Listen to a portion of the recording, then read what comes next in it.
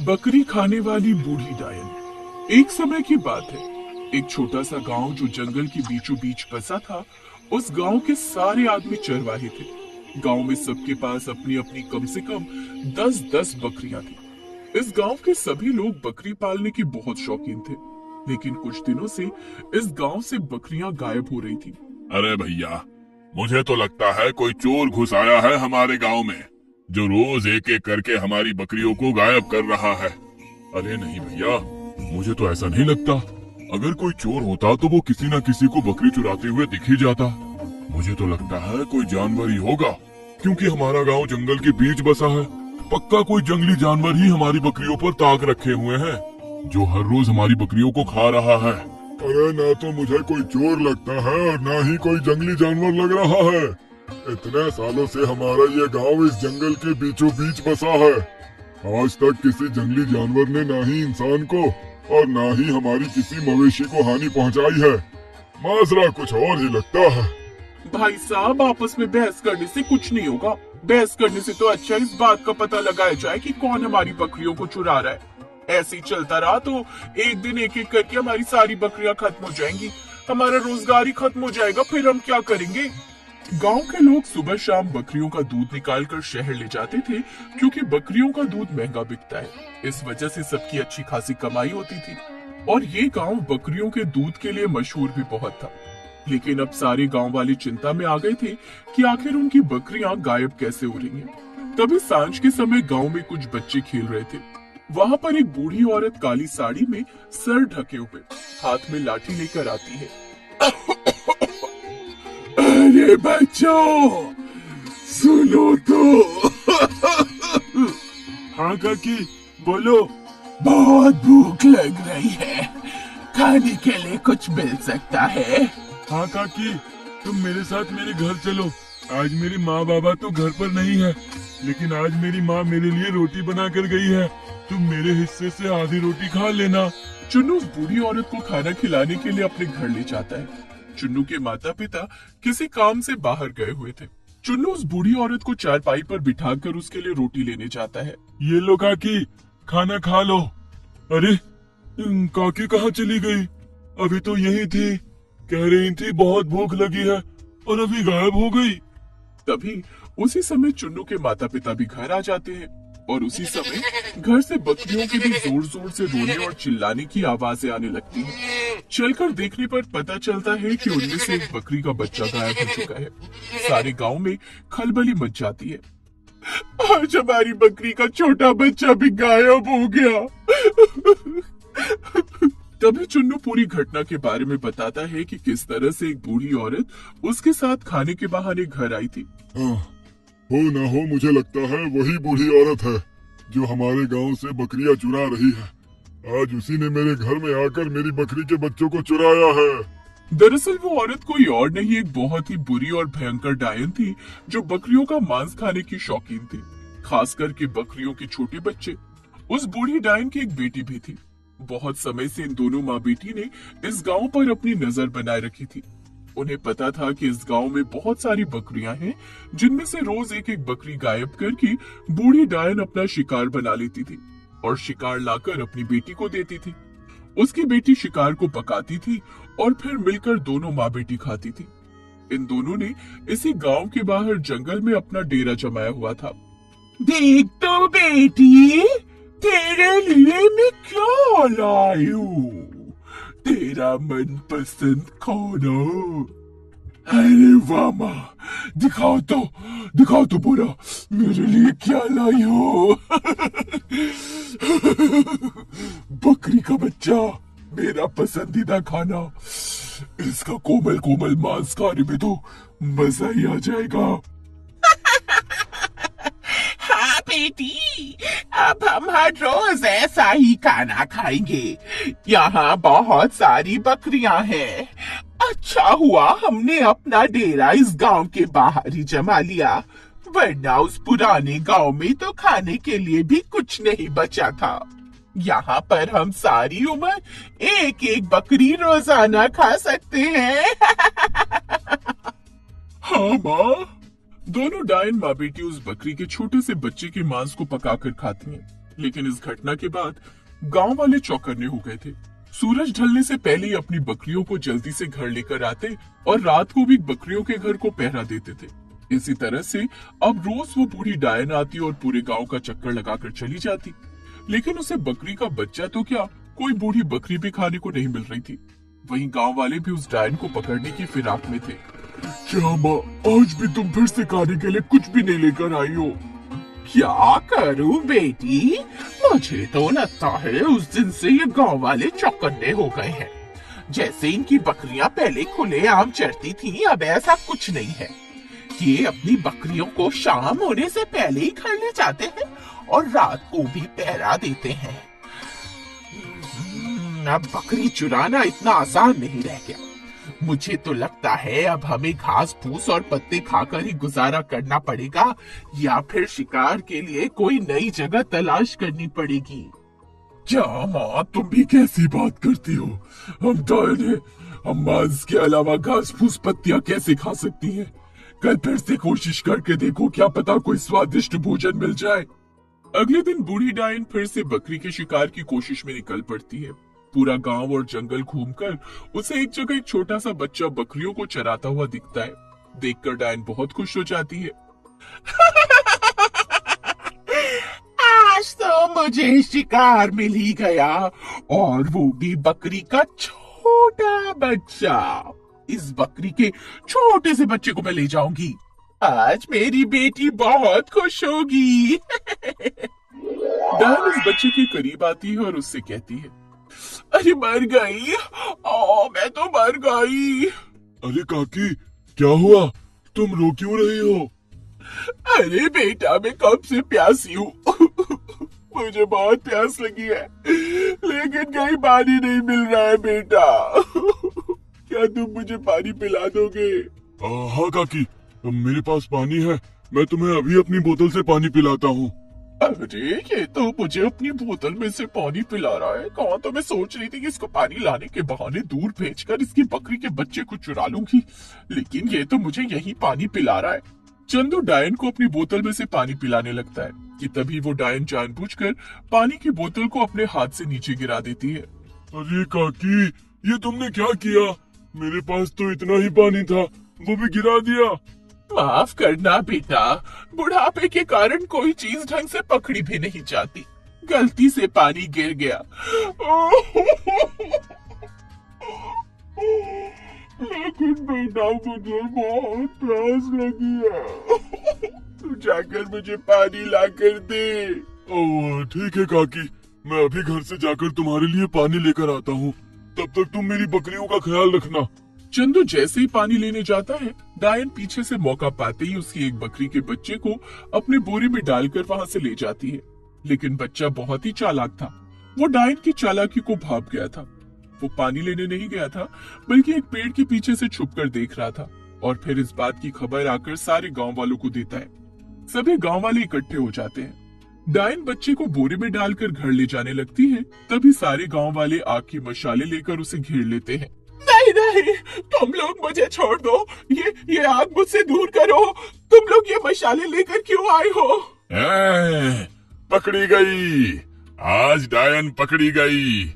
यही थी वो जो हमारी बकरियों को और उनके बच्चों को चुरा कर ले जाती थी और खा जाती थी। आज तो तेरी खैर नहीं। शाबाश बेटा चंदू, आज तुम्हारी बहादुरी के कारण ये डायन पकड़ी गई है। इस डायन को हमें जिंदा ही जलाना पड़ेगा, हम इसे ऐसे नहीं मार सकते। तभी सारे गांव वाले डायन को गांव के चौराहे पर एक पेड़ के साथ बांध देते हैं और उस पर मिट्टी का तेल छिड़कते हैं। छोड़ दो, मुझे छोड़ दो। तुम मुझे मार दोगे, लेकिन मेरी बेटी तुम सबसे बदला लेगी। याद रखना, जब मैं घर वापस नहीं लौटूंगी तो वो मुझे ढूंढने जरूर आओगी। अच्छा, तो इसकी एक बेटी भी है। गांव वालों, हमें इसकी बेटी के आने का इंतजार करना होगा। वो उसे ढूंढने के लिए आती ही होगी, फिर इन दोनों को एक साथ में ही जिंदा जला देंगे। गांव वाले डायन की बेटी के आने का इंतजार करते हैं। वहीं जब डायन की बेटी बहुत समय तक उसका इंतजार करती रहती है, तब वो अपनी माँ को ढूंढने निकलती है। अरे माँ तो शिकार लेने गई थी, इतना समय हो गया अभी तक घर नहीं आई है, मुझे चलकर देखना होगा। जैसे ही डायन की बेटी उसे ढूंढती हुई गांव की ओर आती है, सारे गांव वाले उसे भी पकड़कर बांध देते हैं। माँ, इन लोगों ने तो हमें बांध दिया। अब क्या हम लोग, क्या अब ये लोग हमें जला देंगे? पता नहीं बेटिया, पता नहीं बेटी, अब ये क्या करेंगे? सुनो गांव वालों, तुम लोग चाहे कुछ भी कर लो, लेकिन एक बात याद रखना, डायने कभी मरती नहीं है। आज तुम हमें जला दोगे, लेकिन हम लौट कर जरूर आएंगी। गांव वाले मिलकर दोनों डायन माँ बेटी को जला देते हैं। चलो, इन दोनों का खात्मा हुआ। कम से कम अब तो हमारी बकरियां गायब नहीं होंगी। इस तरह से अब गांव वाले बिना किसी डर के अपनी बकरियों को खुले में ही चराते थे। जादुई बगीचे में बकरियों की खेती। बूढ़े मोहन और उसकी पत्नी कमला की कोई संतान नहीं थी। अब दोनों बहुत बूढ़े हो चुके थे। दोनों को एक दूसरे से प्यार था और बस दोनों एक दूसरे का सहारा थे। जब मोहन जवान था तो नौकरी किया करता था, लेकिन अब बुढ़ापा होने की वजह से वो नौकरी करने भी नहीं जा सकता था। कुछ सालों से मोहन ने अब मुर्गी पालनी शुरू की थी। मोहन के पास एक बहुत बड़ा बगीचा था। वो अपनी मुर्गियों को बगीचे में चरने ले जाया करता था। वहीं पर मुर्गियों को दाना पानी देता और सारा सारा दिन खुद भी बगीचे में रहना पसंद करता था। वहीं मोहन की मुर्गियां भी बगीचे में रहना बहुत पसंद करती थी। मोहन अकेला इतने बड़े बगीचे का मालिक था। इस बात से आस पड़ोस के लोग उस पे बहुत जला करते थे और बड़े बड़े अमीर लोग उससे बगीचा खरीदने की बात करने आया करते थे। फिर एक दिन की बात है। देखो मोहन, तुम ये बगीचा मुझे बेच दो। वैसे भी तुम्हारी कोई औलाद नहीं है जो तुम्हारे बुढ़ापे का सहारा बन सके। बगीचा बेचकर तुम्हें मुझसे जो पैसे मिलेंगे, उससे तुम और तुम्हारी पत्नी आराम से अपना बुढ़ापा गुजार सकते हो।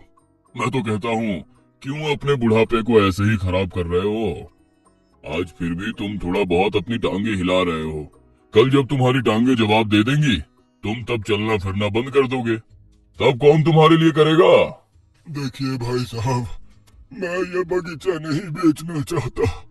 मुझे और मेरी पत्नी को संतान नहीं है, लेकिन ये जो बगीचा है, मैं इसी को अपनी संतान मानता हूँ।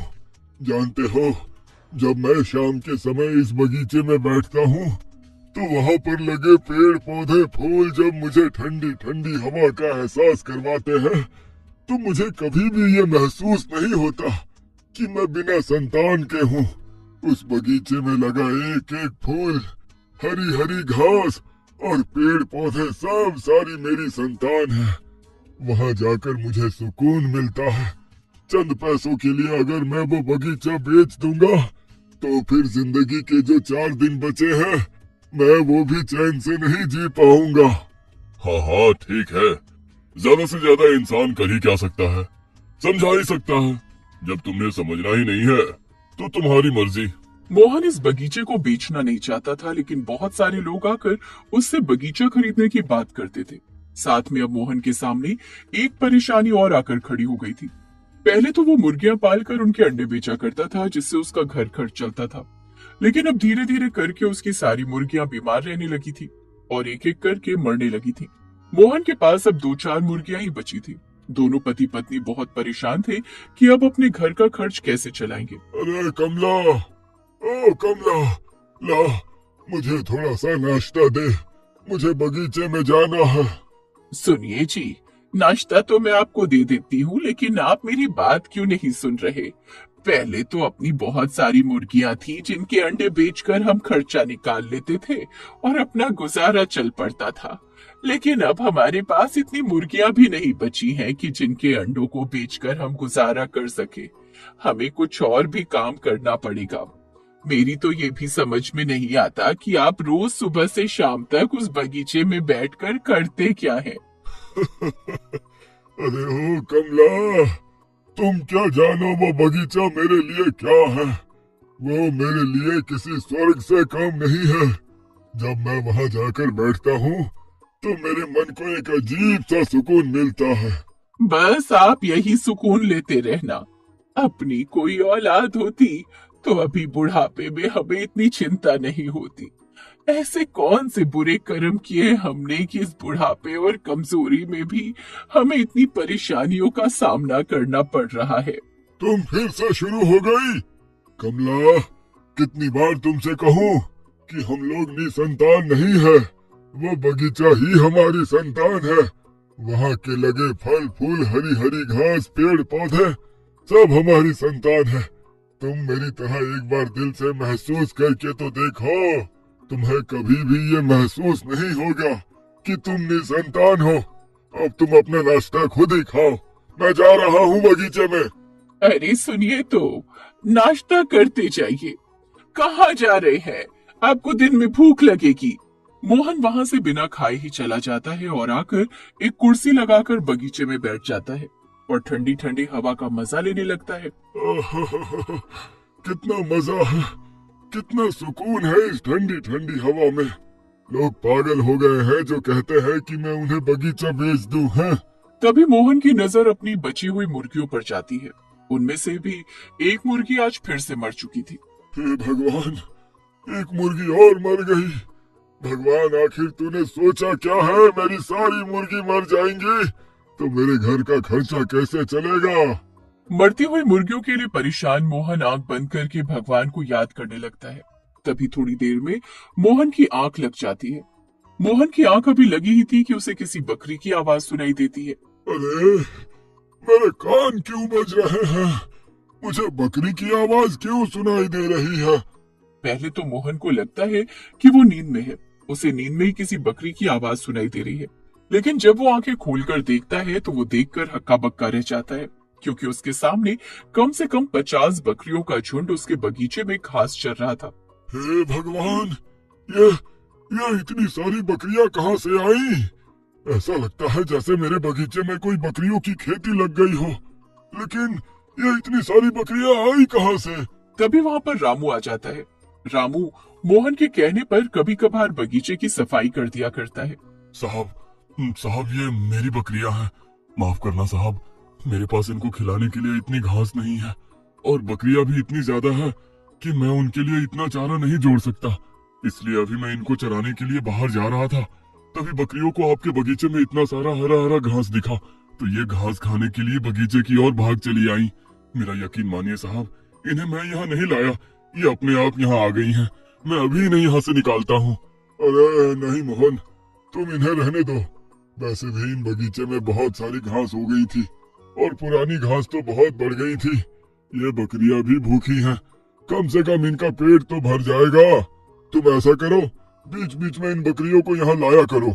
इतना बड़ा बगीचा है, बेचारी यहाँ पर आकर घास खा लिया करेंगी। मालिक, क्या करूं? मेरे पास इतना समय नहीं रहता कि मैं इनको चराने भी ले जाया करूं। मुझे बहुत दूर दूर तक बगीचों की सफाई करने जाना पड़ता है। समय कम होने की वजह से मैं इनकी देख रेख भी नहीं कर पाता। खुद परेशान हूं मैं इनसे। क्या तुम इतनी प्यारी और भोली बकरियों से परेशान हो? वैसे तुम्हारे पास इतनी सारी बकरियां आई कहाँ से? साहब, ये बकरियां मेरे ससुराल वालों की है। मेरे ससुर चारवाहे थे, उनका कोई बेटा भी नहीं है। एक ही बेटी थी जिसकी शादी मुझसे हुई है। अब मेरे ससुर इस दुनिया में नहीं रहे तो ये सारी बकरियां मुझे ही अपने साथ लानी पड़ी। मेरे पास खुद के लिए और अपने परिवार के लिए खाने को कुछ नहीं है, तो समझ नहीं आता इन बकरियों को क्या खिलाऊं। मोहन कुछ सोच में पड़ जाता है और रामू से कहता है, हाँ रामू, तुम्हें काम होगा ना, बगीचों की सफाई करने जाना होगा, तो तुम जाओ। मैं तब तक तुम्हारी बकरियों की देख रेख करूंगा। शाम को आकर अपनी बकरियों को ले जाना। जी साहब, आपका बहुत बहुत धन्यवाद। बकरियों को देखकर मोहन सोच में पड़ जाता है और उसे लगता है कि शायद अब यही उनके घर खर्च का जरिया बनेगी और ये भगवान का ही भेजा हुआ उसके लिए इशारा है कि वो बकरियों को पाले। तभी थोड़ी देर में मोहन की पत्नी कमला उसके लिए हाथ में खाने का टिफिन लेकर आती है और जब बगीचे में कमला इतनी सारी बकरियों को देखती है तो वो भी हैरान रह जाती है। हे भगवान, इतनी सारी बकरियां! क्या कोई नया कारोबार खोल लिया क्या आपने? ऐसा महसूस होता है जैसे अपने बगीचे में बकरियों की खेती उगाई हो। तुम सही कहती हो कमला, ये बकरियों की खेती ही है। पहले मुझे भी यही लगा था। ये सारी बकरियां रामू की हैं, जो अभी अभी यहाँ छोड़ कर गया है। तो अब क्या तुम बकरियां संभालने का काम करोगे? चलो पहले नाश्ता कर लो, मैं तुम्हारे लिए टिफिन लेकर आई हूँ। मुझे पता है तुम भूख को बर्दाश्त नहीं कर सकते हो। पहले जल्दी से खाना खा लो, फिर जो करना है बाद में करते रहो। अरे कमला, पहले इधर तो आओ। मुझे तुमसे कुछ जरूरी बात करनी है। खाना वाना तो मैं बाद में खा लूंगा। हाँ जी, ऐसी क्या बात करनी है कि आप खाना छोड़कर पहले बात करना चाहते हैं? नहीं तो खाना छोड़कर आप कभी कोई बात नहीं करते। मोहन कमला को सारी बात समझाता है। कमला भी ये सुनकर बहुत खुश हो जाती है। आप सही कहते हैं जी, शायद अब यही हमारे बुढ़ापे की कमाई का साधन बनेगी। लेकिन इतनी सारी बकरियों का हम मोल कैसे चुकाएंगे? हमारे पास तो पैसे भी नहीं है रामू को देने के लिए बकरियों के बदले में। तुम चिंता मत करो भाग्यवान। जब मैं नौकरी करता था तब बुढ़ापे के लिए मैंने थोड़ा बैंक में डिपॉजिट करवाया था। वही पैसे निकालकर हम बकरियों का मोल चुकाएंगे और फिर बकरियों की अच्छे से देख रेख करेंगे। जब हमारी बकरियां दूध देने लगेंगी तो दूध बेचकर जो पैसा आएगा उससे फिर से हम बैंक में अपने बुढ़ापे के लिए थोड़ा थोड़ा डिपॉजिट करवाते रहेंगे और साथ में घर खर्च भी निकालते रहेंगे। सही कहते हैं जी आप। मुझे तो पता ही नहीं था आप इतना आगे का सोच रहे हैं। मैं तो बस छोटी छोटी बातों से ही घबरा जाती थी, लेकिन आप तो हम दोनों के लिए बहुत लंबा सोचते रहे। अरे तुम चिंता ना करो, सब सही होगा। तभी शाम को जब मोहन काम से लौटता है और अपनी बकरियां लेने बगीचे में आता है, तो मोहन उससे बकरियां खरीदने की बात करता है। ये बात सुनकर रामू भी बहुत खुश होता है। अरे साहब, ये तो बहुत अच्छी बात है कि आप इन बकरियों को खरीदना चाहते हैं। वैसे भी मुझसे इतना नहीं हो पा रहा था। अपने काम के साथ साथ मैं इन बकरियों की देखभाल बिल्कुल भी नहीं कर पा रहा था। बेचारी खामोखा कमजोर हो गई थी। चलो, आपके पास इतना बड़ा और अच्छा बगीचा तो है जिसमें वो अच्छे से घास चर के अपना पेट भर लेंगी और ये बकरियां आपके पास मुझसे ज्यादा खुश रहेंगी, क्योंकि मुझे पता है आप इनका अच्छे से ख्याल रखोगे। इन बकरियों को आप ही रख लीजिए। अरे ये तो अच्छी बात है। मोहन रामू से वो सारी बकरियां मोल देकर खरीद लेता है। अब मोहन और उसकी पत्नी कमला बकरियां खरीदकर बहुत खुश थे। दोनों पति पत्नी बकरियों की खूब सेवा करते हैं। मोहन तो अब बगीचे में पहले से भी ज्यादा समय गुजारने लगा था। वो बकरियों को बहुत अच्छे से चराता था। थोड़े समय बाद उसकी बहुत सारी बकरियां दूध भी देने लगी थी। बकरियों का दूध महंगा बिकता है, इस वजह से वो पैसा भी बहुत अच्छा खासा